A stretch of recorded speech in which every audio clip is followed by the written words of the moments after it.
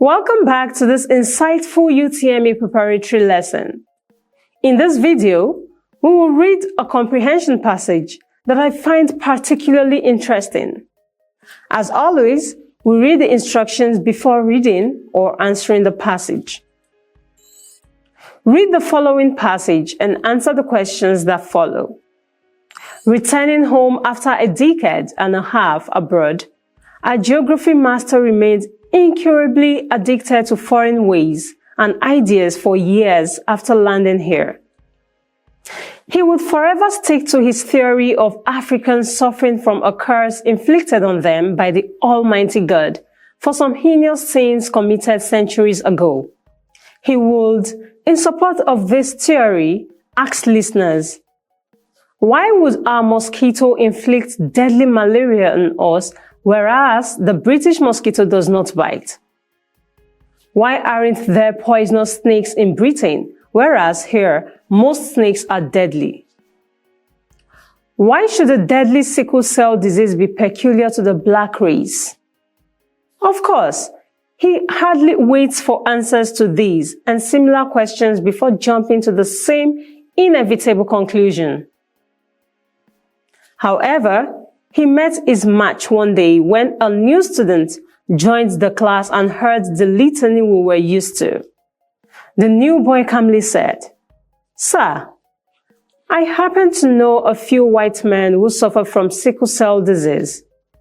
Some are Italians and some are Spanish. The mosquito is equally deadly in India, Southeast Asian countries, and South America, the United States, and some other South American 5 countries have their deadly snakes. And sir, I know many white men, some of them British, who would prefer our brilliant sunshine to their terrible cold winter." And he sat down. I had never before that day seen our master so consumed with anger. He directed a burning look at the poor boy, who had no answer to this new battle. Without as much as saying a single word, the master stalked out of the classroom. Needless to say, our anger was turned on the new boy, who had decided to rock the boat without taking the time to sound the water. A delegation was sent to the master to apologize to him. He was appeased. But we all noticed something rather unusual thereafter. Never again did he dwell on the issue of Africans being the cursed people. Let's answer the questions, shall we? Good. What point of view is the geography master fond of advancing?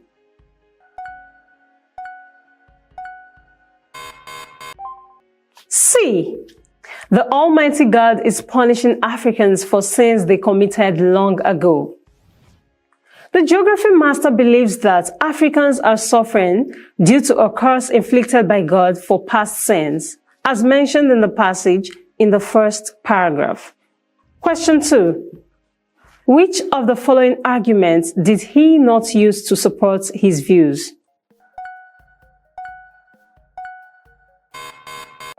B. There is malaria both in Britain and in African countries. As mentioned in the second paragraph of the passage, the geography master used examples like the mosquito causing deadly malaria in Africa but not in Britain, the deadliness of snakes in Africa compared to Britain, and the uniqueness of sickle cell disease in the black race. Question 3. Rock the boat. What figure of speech is this expression?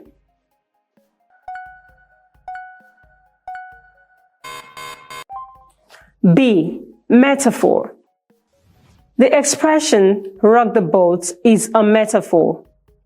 It is used figuratively to mean causing disruption or controversy. In the passage in paragraph 4, it refers to the new boy's action in challenging the geography master's view. Question 4. What extra arguments did the new boy offer after countering each of the master's points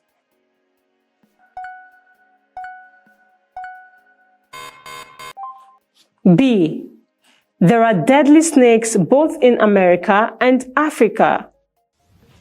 Upon countering each of the geography master's points, the new boy offered an additional argument by mentioning that there are deadly snakes both in America and Africa. This supports the idea that the issue discussed are not unique to Africa, which was his main point during the discussion with the geography master. The last paragraph of the passage elucidates this. Question 5. Why do you think the master fought back with his look rather than with further argument?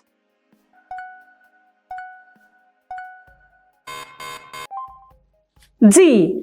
He already made up his mind on his points. The passage suggests that the master was consumed with anger because the new boy's argument challenged his long-held beliefs. The last paragraph confirms this fact. Question 6. Who had no answer to this new battle? What grammatical name is given to the above passage expression as it is used in the passage?